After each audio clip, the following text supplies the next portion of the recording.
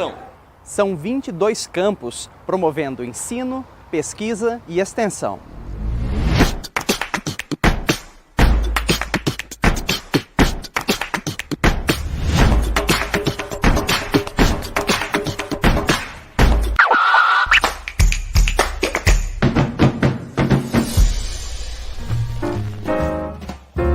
Desde 1909, o Instituto Federal de Santa Catarina tem como missão a inclusão e formação de pessoas por meio da educação profissional, científica e tecnológica.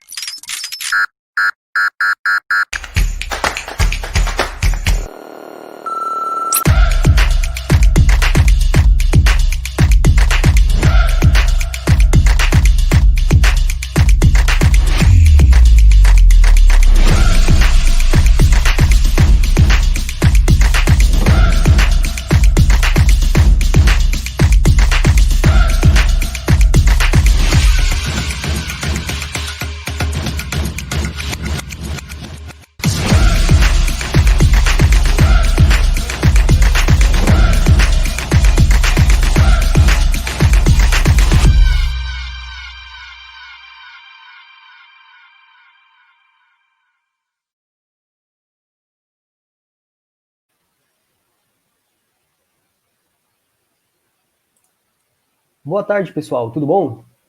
No terceiro dia da segunda semana da Eletromecânica, teremos duas palestras com os professores do IFSC. Agora, com o professor Emerson Silveira Serafim, nosso colega do campus Araranguá, e à noite, às 7h30, teremos a palestra com o professor Marcos Pichin, do campus Florianópolis. A equipe de transmissão deste evento conta comigo, Ariel, as intérpretes de Libras Jaqueline e Patrícia, e na operação da plataforma de transmissão, a professora Bruna. A palestra proferida pelo professor Emerson é intitulada O que é e como faço o procedimento de desenergização e reenergização previsto na NR10. O professor Emerson possui graduação em Engenharia Elétrica pela Universidade Federal de Santa Catarina, a UFSC. Mestrado e doutorado também em Engenharia Elétrica pela UFSC. Tem experiência na área de Engenharia Elétrica, com ênfase em circuitos magnéticos, magnetismo e eletromagnetismo, motores e acionamentos elétricos. Que tenhamos todos uma boa palestra. É com você, Emerson. Opa! Boa tarde a todos, todas que nos assistem, né? Então vamos à palestra. Deixa eu compartilhar aqui. Deixa eu... Tela.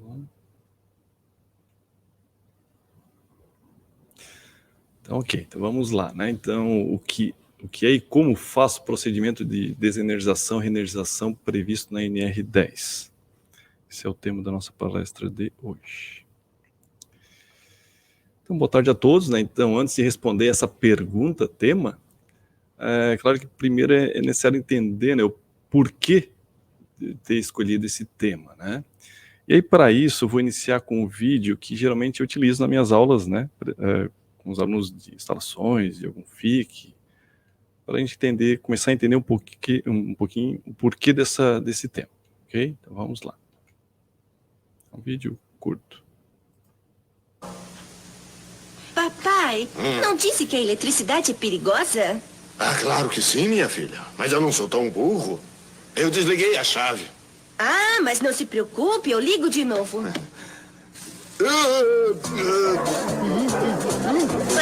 Papai, não seja chato, querida. Professor, foi um passeio maravilhoso. Obrigado. E eu que... Veja, não foi o bastante ficar aí dançando com Chaves e agora dança com a Chiquinha. O que você está fazendo, menina? Venha cá. Tudo florido. A senhora não vai acreditar, mas cada vez que eu estou perto da senhora, eu sinto como se uma corrente elétrica atravessasse todo o meu corpo. Ai, professor Girafales, é mesmo. Ai, Florinda. Ai, professor Girafales.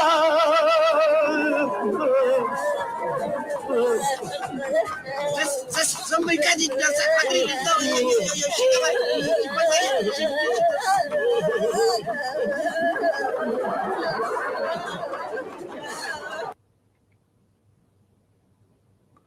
Pois bem, né? Então, normalmente esses vídeos são bem engraçados, né? Porém, apesar de toda a brincadeira, né? E até o Sr. Madruga ter começado bem na manutenção elétrica que ele estava fazendo, né? Infelizmente, esse é um assunto muito sério, né? Isso porque tem provocado acidentes bem graves, assim, tanto para pessoas leigas, né? Quanto para alguns profissionais que acabam trabalhando direta ou indiretamente ali junto a uma instalação. E aí, no fundo, o que é o perigoso ali, né, naquilo que a gente viu? É a questão do choque elétrico, né? Então, lembrando que eu vou caminhar até um ponto para justificar o porquê do tema. Então, esse ponto é importante, a questão do choque elétrico.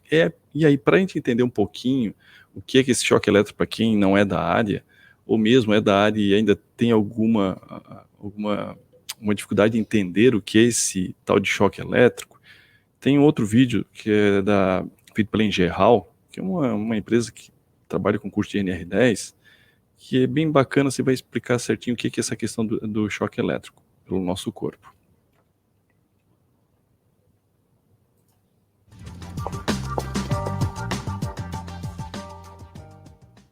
Choque elétrico.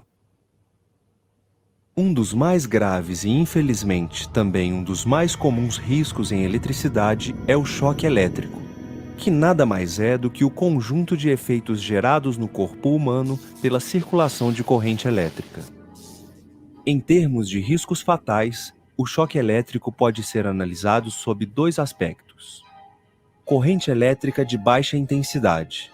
A corrente elétrica depende da tensão e da resistência, como vimos anteriormente. Sendo assim, se temos tensão baixa e resistência alta, temos baixa corrente. No caso de choques por correntes baixas, os efeitos mais graves a considerar são as paradas cardíacas e respiratórias. Corrente elétrica de alta intensidade. Neste caso, temos tensão alta e resistência baixa. Nos choques por correntes altas, o efeito térmico é o mais grave, ou seja, teremos como efeito queimaduras externas e internas. Podemos dizer, então, que em trabalhos onde não é possível a desenergização do circuito, para evitar os choques elétricos ou minimizar seus efeitos, deve-se, entre outras medidas de controle, aumentar a resistência. Por isso, o uso de botas e luvas adequadas. Visto isso, não podemos afirmar que tensões altas sempre são responsáveis por choques com correntes elevadas, ou que tensões baixas resultam em choques de baixa intensidade, pois a corrente elétrica depende também da resistência. Os efeitos do choque elétrico dependem de vários fatores.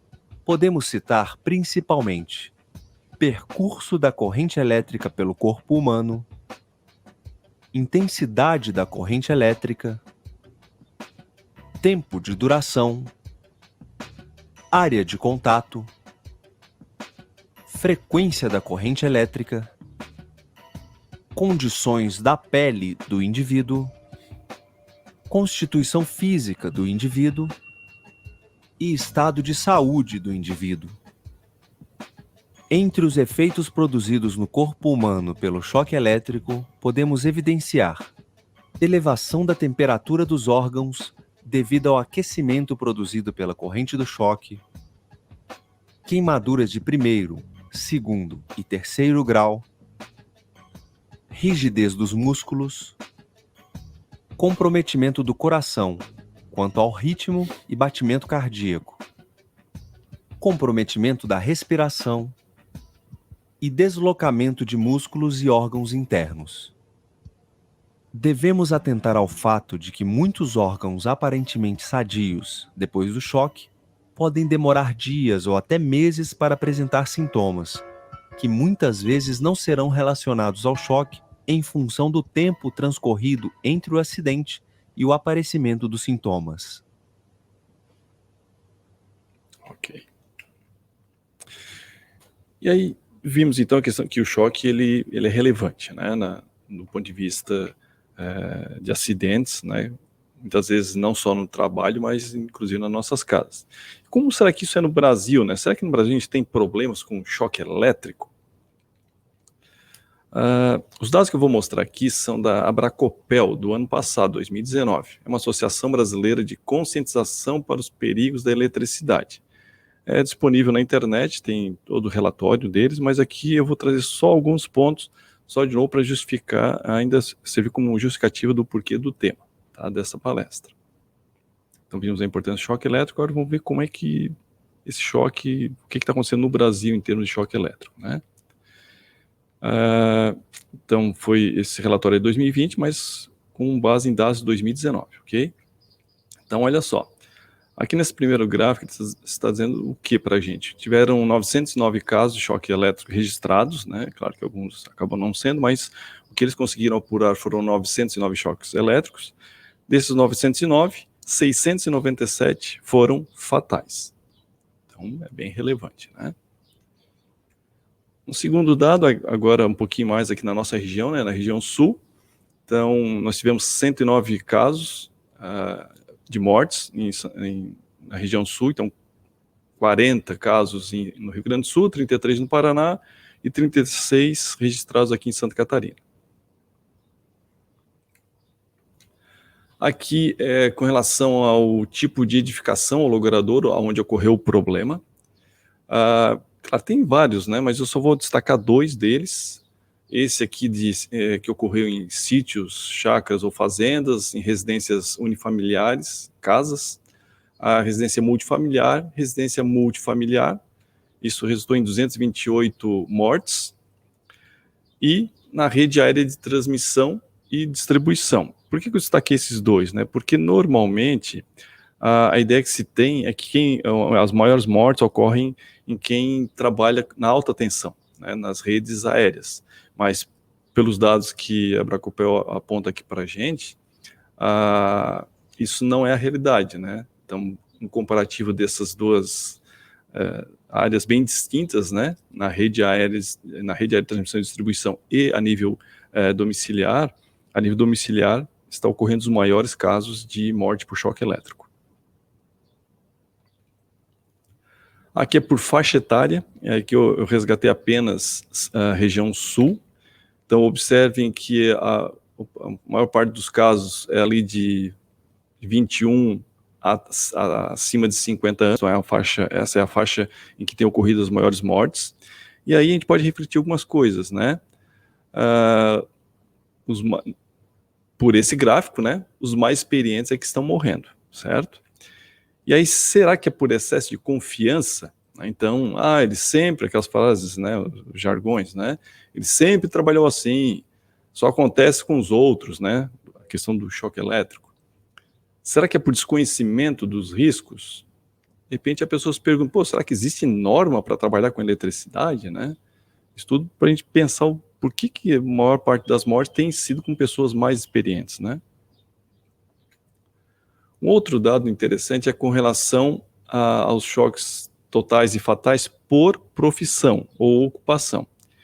Novamente, claro, tem vários destaques, depende, se vocês vão olhar ali no gráfico da esquerda, tem outros, tem uma barra bem grande, né? Mas eu não vou focar naquela ali, porque aquele outros é que acontece o acidente e não, naquele momento de registrar o acidente não se sabe exatamente qual era a profissão, por isso que entrou naquela classificação outros.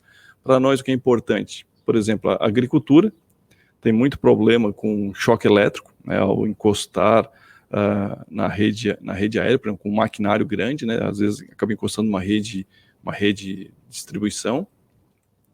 Mas você vê ali aumentou a questão de casos com faxineiras e domésticas, donas de casa, e principalmente a questão de eletricistas profissionais e empresas. O que está em azul são casos totais, o que está em vermelho são os casos fatais. Então, observem que em eletricistas profissionais de empresas, houveram 22 casos, sendo 11 fatais. Já com aqueles eletricistas ou técnicos que são autônomos, houveram 94 casos, sendo 69 registrando, desses 94 casos, 69 morreram. Então, observem que aqui nós estamos falando de profissionais, né? Inclusive profissionais morrendo em função do choque elétrico. E por que isso, né? Então, espero que tenha ficado claro que essa questão de choque elétrico ela é muito importante, né? Então, a gravidade que um choque elétrico pode provocar, ela é crucial, né, para quem está trabalhando ou quem está, de repente, próximo. Talvez uma máquina de lavar roupa esteja com problema, aí a pessoa vai lá, coloca a mão e leva um choque, e aí, né, o que eu faço, né? E afinal de contas, né, então, o que tem a ver o tema da palestra de hoje, né, com relação ao vídeo lá da turma de Chaves, eles levando um choque, né? Então, estava fazendo a manutenção e daqui a pouco alguém foi lá, ligou algo que até então não tinha problema nenhum, começou a ter problema de choque elétrico, né? Depois, na sequência, a gente viu que a nível real, Brasil, tem crescido a questão de mortes por choque elétrico. Então, o que a gente pode fazer para tentar reduzir isso, ou pelo menos compartilhar esse problema e conscientizar as pessoas que tem que se fazer algo diferente, né, para que a gente consiga reduzir essas fatalidades. Então, para responder isso, né, é necessário a gente entender que existe uma norma específica para quem trabalha com eletricidade, né, que é a NR10. É claro que eu não vou falar aqui da NR10. Na verdade, eu quero tocar em um dos pontos que é, inclusive, o título dessa palestra. Só relembrando, no Brasil nós temos atualmente 37 normas regulamentadoras, né, tem vários só para IPI, só para quem trabalha em altura, para máquinas, assim por diante. A norma que é de onde eu tirei o tema dessa palestra, né, é a NR10. A primeira versão dela é de 1978 e a mais atual é de julho do ano passado. Houve uma atualização dela. Essa é a norma, para quem trabalha com eletricidade, é necessário fazer um curso, né, geralmente o IFSC oferece na forma de FIX, de formação inicial. Ele é uma norma que ela tem vários capítulos, né, aqui eu listo eles, mas o principal é o que gerou o tema dessa palestra, é justamente o item 10.5, a segurança em instalações elétricas desenergizadas. É que normalmente quando a gente faz quando se oferece esse curso, né, esse item da norma, ele é bem prático, só que muitas vezes a gente acaba não executando ele na hora do curso, não mostrando como é que se de fato faz, né, e a gente vai ver que ele não é tão complicado assim, e na verdade, a gente vai ver um vídeo em que eu demonstro, né, eu vou fazer essa demonstração. Claro que no vídeo, em função de ser um vídeo didático, ele é um pouco mais demorado, mas ao se ter o hábito de praticá-lo, em poucos minutos se faz um procedimento fundamental para a gente tentar reduzir essa questão de mortes por choque elétrico, no momento que se está fazendo algum tipo de manutenção numa instalação elétrica. Então, o nosso foco é o item 10.5, que é o que gerou o título dessa apresentação. Então, o objetivo aqui é realmente mostrar na prática como é que se executa, né, o item 10.5. E aí, tem uma palavra bem importante, que é importante a gente entender, que quando a gente fala desenergizado, né, não é a mesma coisa que desligado. De repente pode dizer, desenergizar é só eu ir ali e desligar o interruptor da lâmpada, que ela queimou, então, né, eu vou ter que trocar a lâmpada, eu vou ali eu só desligo o interruptor, né, ou então vou lá e desligo o disjuntor geral. Se vocês lembrarem, no primeiro vídeo, o seu Madruga fez isso, né? Ele foi lá e desligou o disjuntor. Ou seja, teoricamente, não tinha energia no ponto em que ele estava fazendo manutenção. Porém, com muita facilidade, a Chiquinha foi lá e restabeleceu o fornecimento de energia naquele momento. né? Então fazendo com que provocasse o choque elétrico ali na turma toda, né? Então é importante lembrar desse detalhe. Desenergizado não é a mesma coisa que desligado. Na verdade, é algo um pouco mais complexo. Aqui eu resgato o que está escrito na norma, tá? Então, o item 10.5.1, ele diz o seguinte: somente serão consideradas desenergizadas as instalações elétricas liberadas para o trabalho mediante os procedimentos apropriados, obedecida a sequência abaixo. Então, o primeiro ponto, eu destaquei em vermelho, porque é uma sequência que tem que ser seguida, ok? Depois que eu fizer todos os passos dessa sequência, aí sim eu posso executar o meu trabalho com segurança, tá certo? Essa é a ideia ao se ter esse texto na norma. Então, o primeiro passo é o quê? Tem essa palavra chamada seccionamento, depois a gente vai ver uma por uma o que significa cada um desses termos, o que é seccionar. O segundo passo é o impedimento de reenergização, que infelizmente lá o seu Madruga não fez. Constatação da ausência de tensão, instalação de aterramento temporário, esse talvez seja o item mais polêmico de ser executado. A proteção dos elementos energizados existentes na zona controlada. A zona controlada é o local em que você estará executando o seu serviço e, de repente,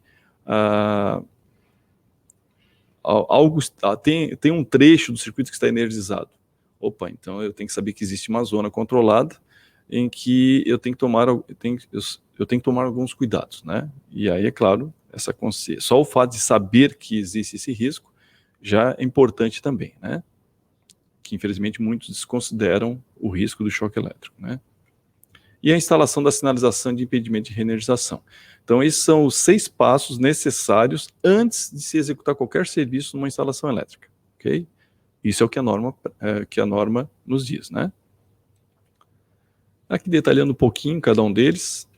Então, a questão do seccionamento. O que é seccionar? Seccionar realmente é abrir o circuito elétrico. Então, só lembrando um pouquinho a questão do circuito elétrico, tem uma fonte de alimentação, tem um dispositivo que permite seccionar, ligar ou desligar, os condutores e a minha carga, aquilo que eu quero ligar, né? Então, um exemplo bem simples é uma lâmpada, né? Então, quando vocês estão na casa de vocês ligam o interruptor, acionam o interruptor, o que estão fazendo é permitir que tenha tensão e corrente chegando naquela lâmpada e ela acende, né? Então, isso é um circuito elétrico. E o seccionar significa abrir o circuito elétrico, certo? Interromper essa passagem de corrente até o seu destino, que no caso seria uma carga elétrica. Então, isso pode ser feito através de uma chave seccionadora, de um interruptor ou mesmo de um disjuntor. Então, na imagem ao lado, o disjuntor de cima, disjuntor bipolar, ele está com a alavanca para cima, do jeito que está ali, está mostrando a palavra on, ele está ligado. Seccionar significa interromper, desligar. Realmente é simplesmente ir lá e abaixar a alavanca, fazendo com que não tenha nenhuma tensão na saída do disjuntor. Isso é o seccionar. Ok, foi o que o seu Madruga fez. Ele foi lá e desligou o disjuntor. Mas esse é só o primeiro passo. O segundo passo é impedir a reenergização. Ou seja, a Chiquinha jamais poderia ter voltado lá e ligado novamente o disjuntor. Mas como é que eu faço isso, né? Como é que eu faço para impedir que alguém acidentalmente vá lá e reenergize o meu sistema elétrico, né? Então, olha só, isso é feito através de dispositivos mecânicos. Aqui nós temos nessa imagem alguns tipos, né? A ideia realmente é travar, impedir que alguém vá lá e acione novamente a alavanca do disjuntor, do seccionador. Aqui embaixo tem algumas imagens, eu usei esse modelo na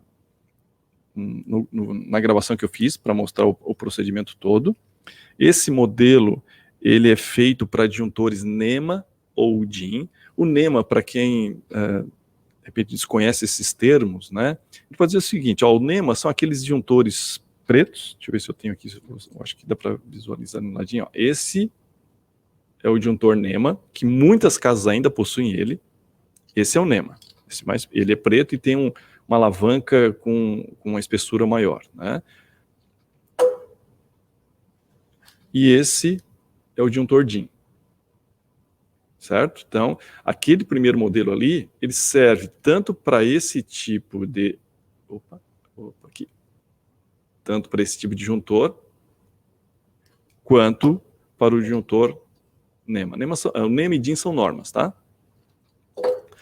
O outro modelinho, esse segundo modelo é apenas para disjuntores DIN, para aquele mais clarinho. E esse terceiro modelo também é somente para disjuntor DIN. Ele vai ser inserido em 2 furinhos, ficam bem na lateral, não sei se vocês conseguem enxergar. Deixa eu ver para... Opa, cadê o... Se acertar na frente da câmera não é tão simples, né? Aqui. Ele tem 2 furinhos em que são inseridos esse bloqueio, tá? Então, beleza. Então, a ideia é impedir que alguém vá lá e volte a ligar o disjuntor. Isso é feito através desses dispositivos mecânicos. O terceiro passo, ok, eu seccionei, eu travei, agora eu tenho que verificar se mesmo assim ainda tem tensão lá naquele ponto em que eu quero fazer meu trabalho, né? Isso é feito como, né? Eu posso usar um dispositivo como esse, que é uma espécie de uma chave teste, só que mais moderna, sem contato, né? Então, aqui é um outro modelinho, ó. Esse aqui é um Minipa, por exemplo.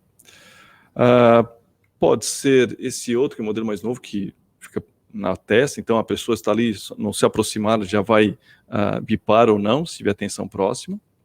A chave teste normal, né, que é bem comum de se encontrar em lojas de material elétrico. Esse aqui é um outro exemplo, parecido com aquele, tem um LEDzinho que fica aqui. Eu usei essa chavezinha também na gravação do vídeo. Ou usar um multímetro, né, para verificar se tem tensão ou não naquele ponto em que eu quero fazer a medição. Eu coloquei uma outra imagem porque, claro, que o meu foco aqui é na baixa tensão, a nível residencial, né, não na alta tensão.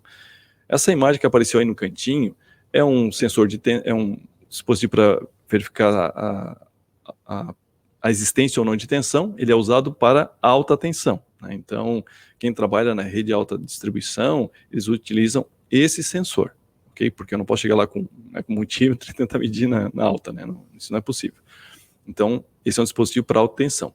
Mas lembrando que o meu foco aqui é fazer os procedimentos, fazer o procedimento para baixa tensão, ou seja, a nível residencial, comercial, tá? Ou até mesmo industrial, mas baixa tensão. O quarto passo, que talvez seja o mais polêmico, porque infelizmente muitos projetos não seguem o que a própria NR10 trata, né? É com relação à instalação de aterramento temporário com equipotencialização dos condutores do circuito. A intenção é o quê? Na prática mesmo, é fechar um curto-circuito na saída ali, a imagem está bem pequenininha ali em cima, né? Mas na alta tensão é mais fácil de visualizar essa questão do aterramento temporário, que simplesmente existe um kit, acho que eu não botei imagem, é um kit em que, se primeiro, é claro, existe uma haste de terra, você vai lá, conecta através de um grampo nessa haste de terra e depois leva três garras até as 3 fases. Isso na alta tensão, né? Então é bem fácil visualizar isso na alta tensão. A nível industrial, existe uma chave seccionadora em que ela faz isso também. Então ela tem lá uma posição desligada, uma posição ligada e tem uma posição chamada aterramento temporário. O que ela faz? Ela realmente fecha um curto-circuito na saída do disjuntor. É isso que ela faz. No nosso caso, o que vai ser feito, né? No vídeo que vocês vão ver, eu usei um jumper, no caso, peguei um condutor terra, verde, né, lembrando o padrão de cores, e fiz o aterramento temporário. Ou seja, eu liguei a saída do disjuntor, o primeiro conectei no barramento de terra, e do barramento de terra eu levei até a saída do disjuntor. Só que lembrando, isso é uma sequência. Lembrem-se que para chegar nesse quarto ponto, que é fazer esse curto-circuito na saída do disjuntor, o que eu tive que fazer antes? Eu seccionei, eu travei, verifiquei que não tinha tensão. Aí sim, eu faço esse quarto passo, que é o aterramento temporário. ok? Isso tudo é para quê, né? Para garantir que se algum problema acontecer, qualquer fuga de corrente vai para a Terra. Não vai para mim, que estou lá mexendo lá no bocal da lâmpada, por exemplo, né? Então ele desarmaria um disjuntor geral, se tivesse antes, né, desse disjuntor que a gente está fazendo, desse circuito que a gente está fazendo a manutenção. Próximo item, proteção dos elementos energizados existentes na zona controlada. Então pode acontecer que de repente, ok, eu desliguei lá o disjuntor das tomadas dentro da casa onde eu estou fazendo a manutenção, né? Porém, eu não desliguei os outros disjuntores, os outros circuitos elétricos.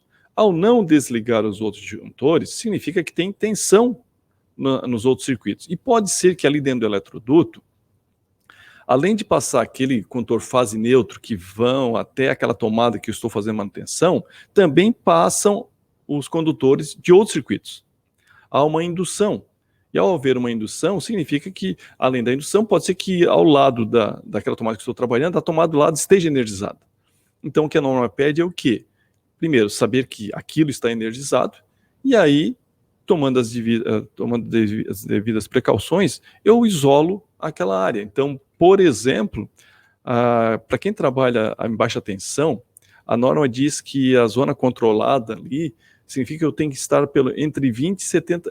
eu tenho que estar pelo menos a 20 centímetros distante daquele condutor energizado, daquilo que eu sei que está energizado. Uma forma para garantir a segurança é usar, por exemplo, mantas, calhos ou algum capuz isolante. Nesse caso aqui, nessa imagem, a gente está vendo na alta tensão, né, que é sempre mais fácil olhar na alta tensão. Na baixa tensão, se houver a necessidade, eu também posso colocar uma barreira como essa, que é uma manta isolante, próximo daquilo que de repente venha, eu sei que está energizado. Então, para evitar que num acidente eu toque aquela área energizada, eu uso essa manta isolante, por exemplo. E o último passo é o quê? Instalação da sinalização de impedimento de reenergização. Então, as pessoas têm que saber que alguém está trabalhando e por isso ele travou aquele disjuntor. Certo? Então, claro, nessa placa, se colocam várias informações, né? Então, primeiro, já destaca pelo vermelho e branco, né? Então, nesse modelinho que eu tenho aqui na mão, por exemplo, que foi o que eu utilizei, está escrito aqui, não ligue, estou trabalhando nesse equipamento, não teria o espaço para colocar uma foto do responsável, né? O nome completo, departamento, ramal, data. No verso está escrito essa etiqueta e cadeado só podem ser removidos pela pessoa indicada no verso. Então, justamente para que alguém vai chegar ali, por que está sem energia, né? De repente chega lá no quadro de distribuição, vê que ele está aberto, aí vê que tem um dispositivo diferente que ele nunca viu, né? Que foi uma trava, tem um cadeado e ainda tem essa plaquinha aqui. Opa, é justamente para alertar que tem alguém trabalhando naquele recinto, ok? Justamente para evitar que a chiquinha voltasse lá e religasse o disjuntor. Pô, lembre-se, gente, às vezes você está fazendo a manutenção num quarto que é bem distante de onde está o quadro de distribuição. Então, de repente, o dono da casa saiu, né? As pessoas da casa, alguns saíram, nem sabia que tem alguém mexendo lá dentro da tua instalação, vê aquilo, vai lá no automático, por que esse disjuntor está desligado? Vai lá e religa, né? Porém, se tiver todo esse aparato, ele não vai conseguir fazer isso. Ele vai observar, primeiro já vai chamar atenção, né? Opa, tem alguma coisa diferente aqui, né? Então, provavelmente ele vai caminhar e vai perceber que tem alguém fazendo alguma manutenção. Então, vou agora na sequência demonstrar como é esse processo, tá? Os 6 passos, fiz uma simulação aqui para vocês verem como é isso na prática, tá?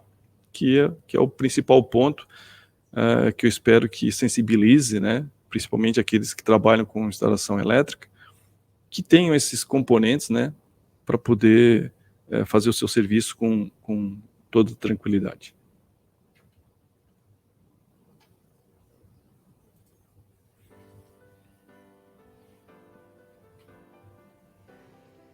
Ok, então iniciando o processo de desenergização. Aqui está o material que precisamos, manta isolante, caso esteja algo energizado próximo, chave Phillips com isolação, os dispositivos de travamento, 2 modelos aqui, chave teste, para verificação de tensão, resistência e tensão, o alicate em perímetro para medir tensão, placa de sinalização, os cadeados de segurança, ok?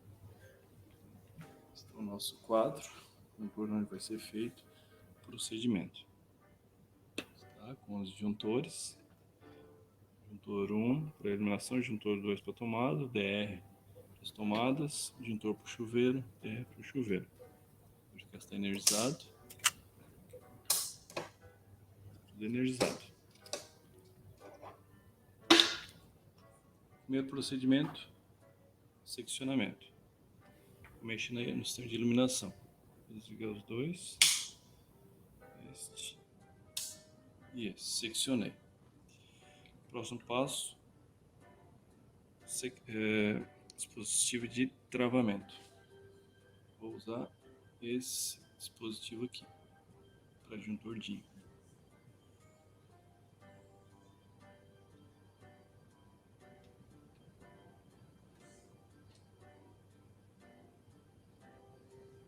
Seccionei, travei. Posso travar um outro disjuntor mais próximo, por exemplo, esse aqui.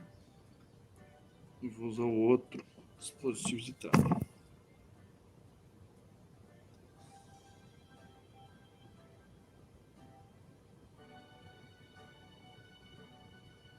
Será que não dá mais para ligar o DR, nem o disjuntor. Próximo passo, constatar a ausência de tensão. Esta é a chave teste.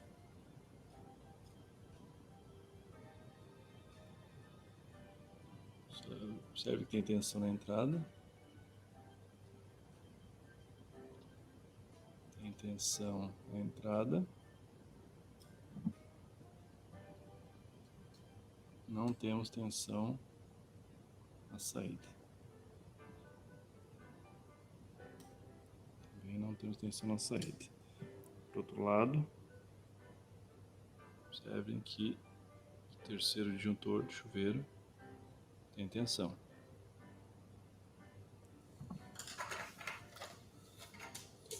Utilizar o multímetro.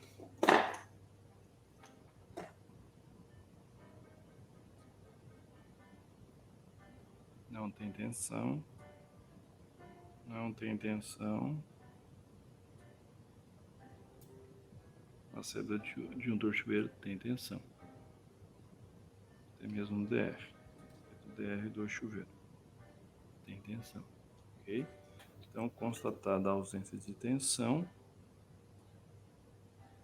vamos fazer o aterramento temporário.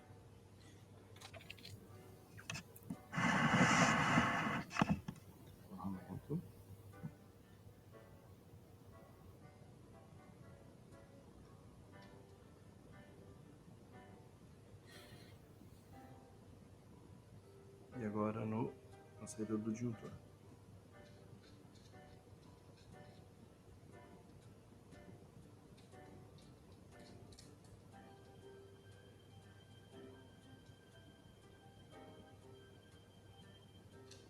Feito o aterramento temporário. Caso haja necessidade, se é um forro, por exemplo, posso usar uma manta isolante, caso eu não tenha desligado todos os circuitos. Tem algo energizado. Vou usar manta isolante. Ok? Para finalizar, vou colocar a etiqueta e a trava.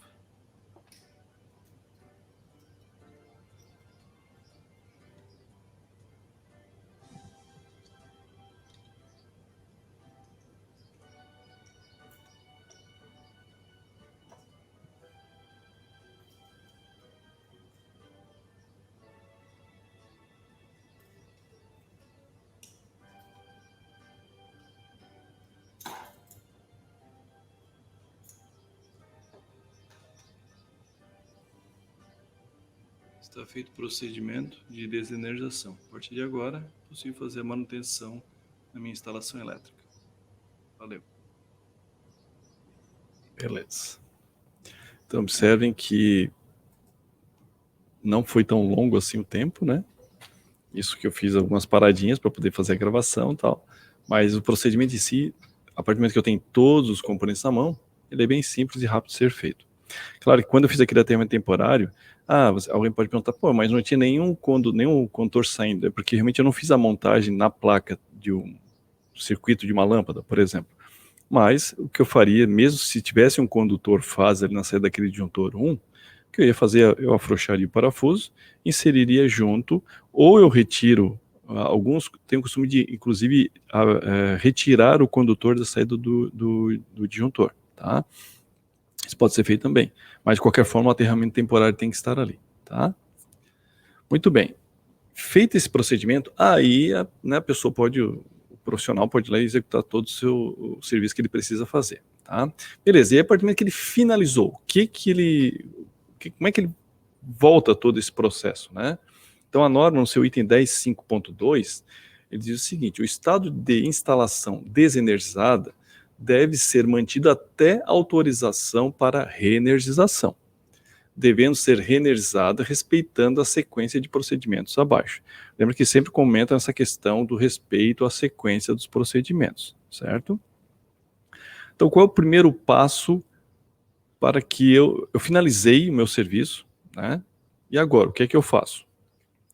O primeiro passo é retirar das ferramentas, utensílios e equipamentos, né? Então, consiste em realmente tirar todo o ferramental que esteja na zona controlada, né? Porque de repente eu deixei uma chave em cima, sei lá, encostando fase neutro, né? Então, eu retiro todo o ferramental para poder liberar a instalação. Esse é o primeiro passo.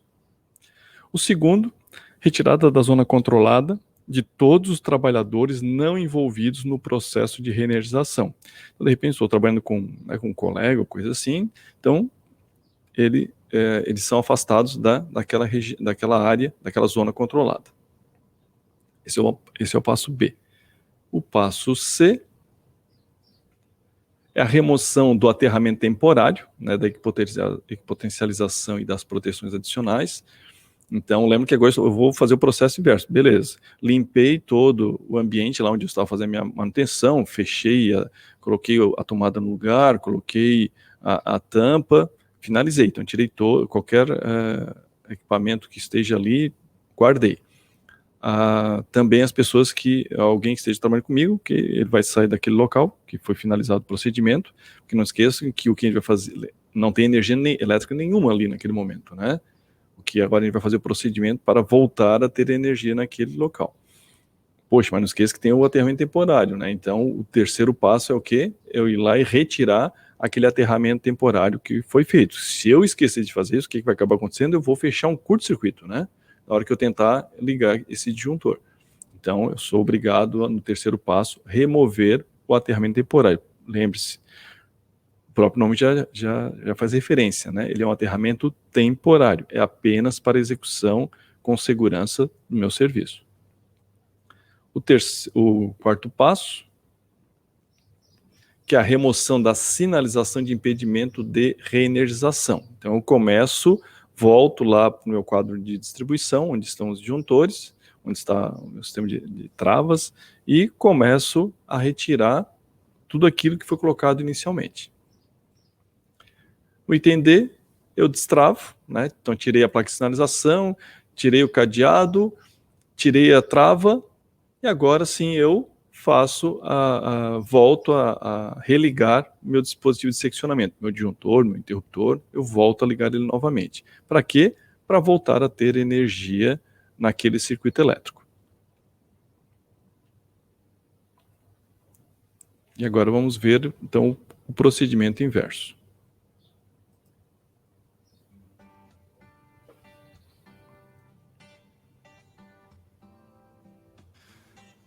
Vamos ao processo de reenergização. Então, primeiro a gente tira todas as ferramentas, os utensílios que tiverem de trabalho. As pessoas que não vão participar do processo de reenergização também. Próximo passo, vou retirar o aterramento temporário. Primeiro do disjuntor. O barramento.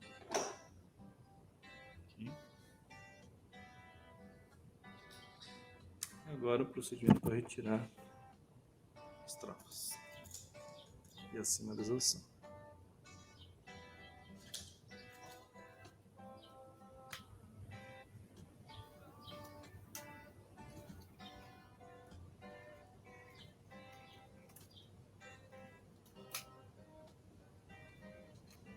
Voltamos a se ligar juntos.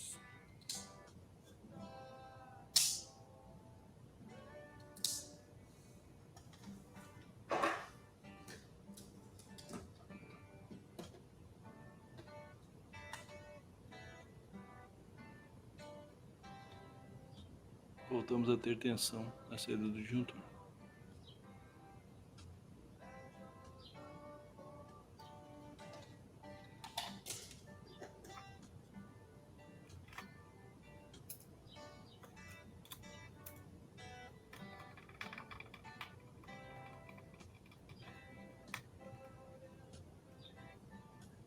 Serviço sinalizado.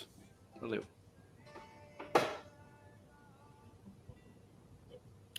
Então viram que foi bem simples, né?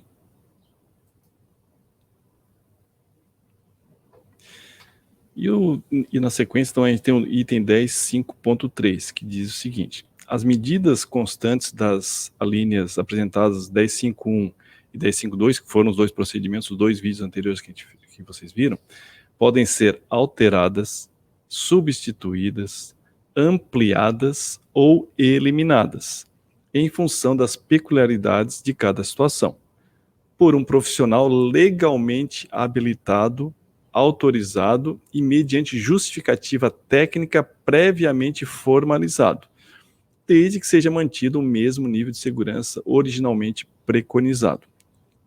Então, a norma, ao longo do texto dela, né, então, dos vários capítulos que ela tem, ela fala muito nessa questão do profissional legalmente habilitado e autorizado.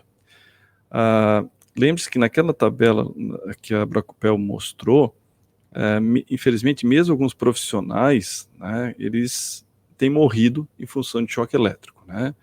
Isso porque nem todos, infelizmente, conhecem, mesmo sendo da área elétrica, acabam não fazendo o curso de NR10, né?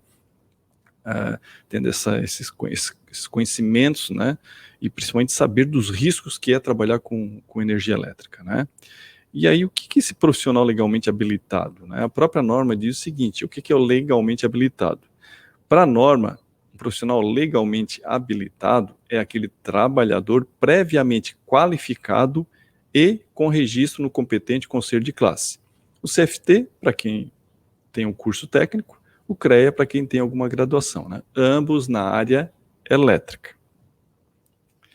Tá aí, o que é o autorizado, né? São os trabalhadores qualificados ou capacitados e os profissionais habilitados, com a anuência formal da empresa. O detalhe importante é o seguinte, gente, quando a gente fala em profissional, né, legalmente habilitado, lembre-se, para ter um registro no CFT ou no CREA, você tem que ter um curso técnico ou uma graduação, né? Sem essa formação, você não tem o registro no conselho de classe, né? Então, se já não tem esse registro, você não é considerado, pela norma, um profissional legalmente habilitado, ok? Então, observe a importância, né, de ter essa qualificação, né? Seja na forma de um técnico, ou seja na forma de um engenheiro, ok? É o que a norma, é o que está escrito na norma, né? Não sou eu que estou falando, é o que a norma preconiza. Muito bem, e para finalizar, eu coloquei aqui, né, alguns... Quanto custa, né, pelo menos, ter algum daqueles itens que eu utilizei para mostrar para vocês o procedimento. Aquele kit, né, que é composto pela trava. Deixa eu pegar ele aqui. Esse kit aqui, ó, com pela ordem é a trava, que é isso aqui, para cá, a trava, a etiqueta, estou fora da imagem aqui, a etiqueta e o cadeado. Esse kit custou R$127. Então, observe, isso aí está falando de uma vida, né, de um profissional que está ali, né? Então, poxa, R$127 não é um valor eu acho que é bem mais barato que a nossa vida, né? O alicate decapador, que eu venho colocando aqui, mas usar o serviço para, né, fazer o aterramento temporário ali e tal.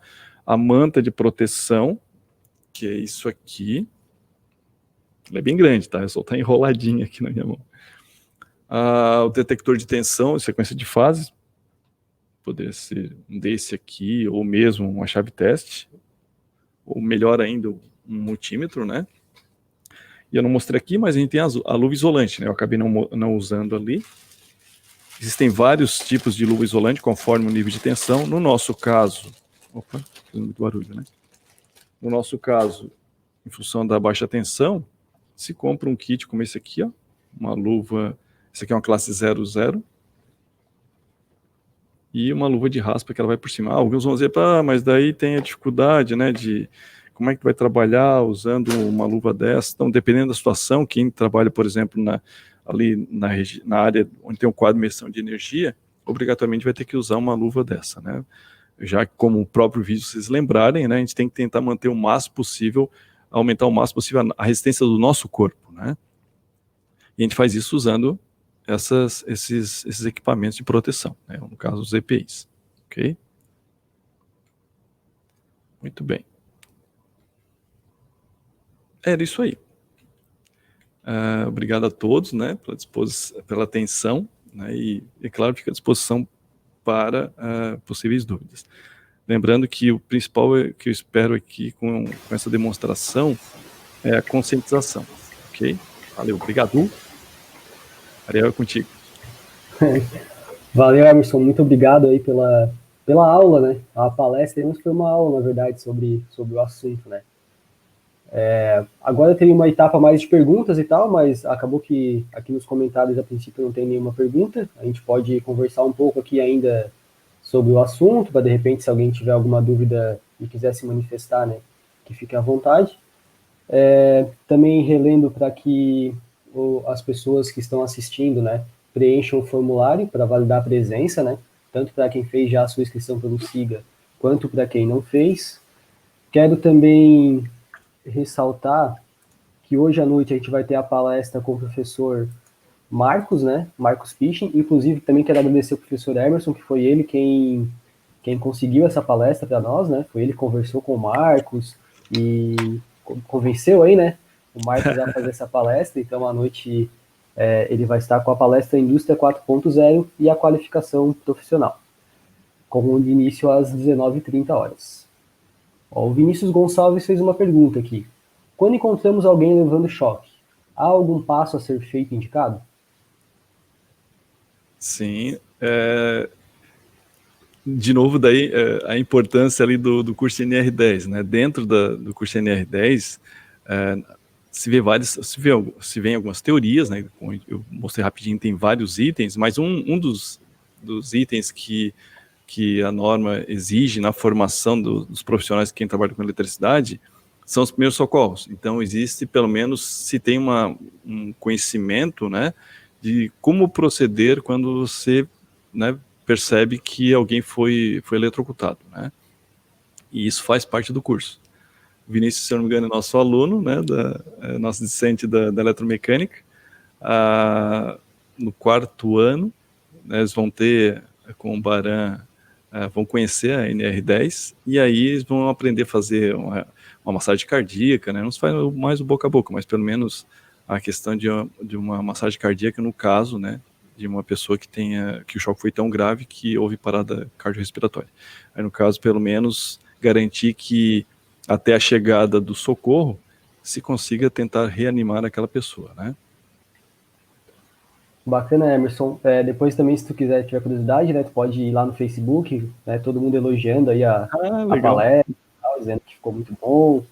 O Gabriel aqui também botou palmas, a Vitória também. O Daniel. Legal. O Enzo também, são todos nossos alunos, né? Isso. Também os nossos colegas, né, o Daniel, o Cristian, o Baran, também aí estavam aí no início da palestra, provavelmente estão por aí ainda. Bom, Emerson, eu achei muito boa a palestra, né? Queria também ressaltar que a gente conseguiu adquirir alguns itens, né, com a verba deste edital, né, de extensão. e aí facilitou também aí a produção dos vídeos e tal. E foi muito interessante ali, o vídeo ficou bem bom ali, ficou muito didático mesmo. Parabéns, Emerson. Agradeço a Ariel, né, por disponibilizar o recurso para a gente comprar esses itens para ser usados nas aulas, né? Na verdade, também vou usar no projeto, mas também nas aulas. Ó, a pergunta do nosso colega, o Daniel.